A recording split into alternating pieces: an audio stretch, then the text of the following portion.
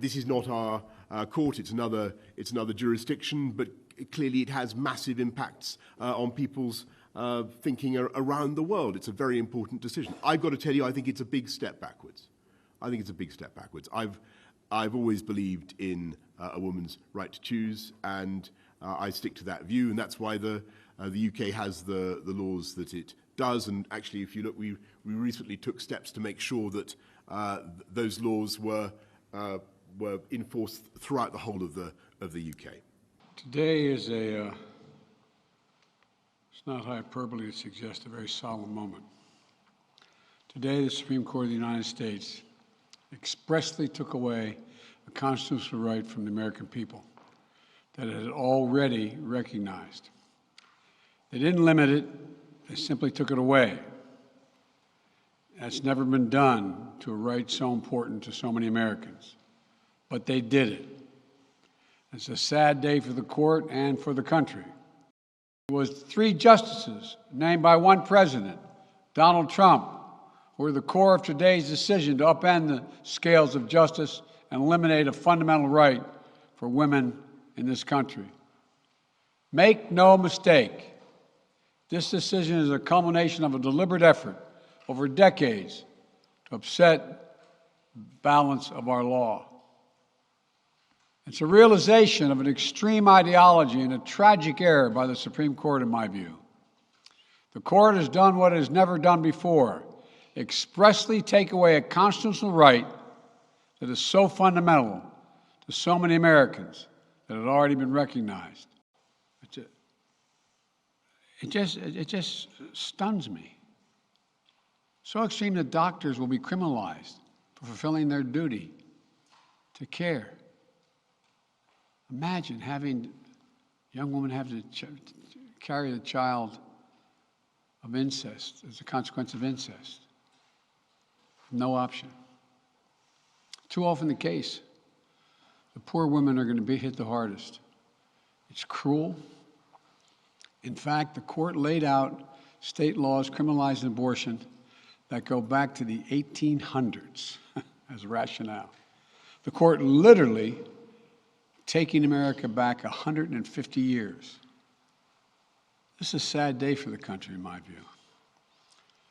But it doesn't mean the fight's over. This fall, Roe is on the ballot. Personal freedoms are on the ballot. The right to privacy, liberty, equality, they're all on the ballot. But the Congress will continue to act to overcome this extremism and protect the American people. Today, the Republican-controlled Supreme Court has achieved their dark, extreme goal of ripping away a woman's right to make their own reproductive health decisions. The Republicans are plotting a nationwide abortion ban. They cannot be allowed to have a majority in the Congress to do that. It's a slap in the face to women about using their own judgment to make their own decisions about their reproductive freedom.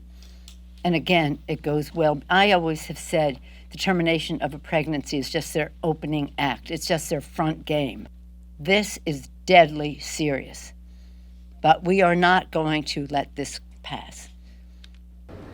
This is repulsive at every level.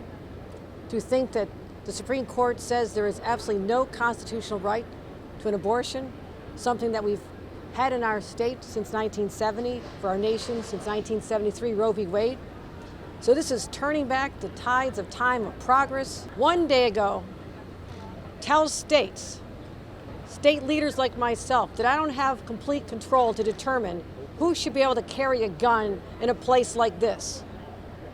But that same Supreme Court has no problem stripping away a woman's right to control her body and allowing states to regulate her decisions. Millions of American women are having their rights ripped away by a MAGA, hard-right Supreme Court.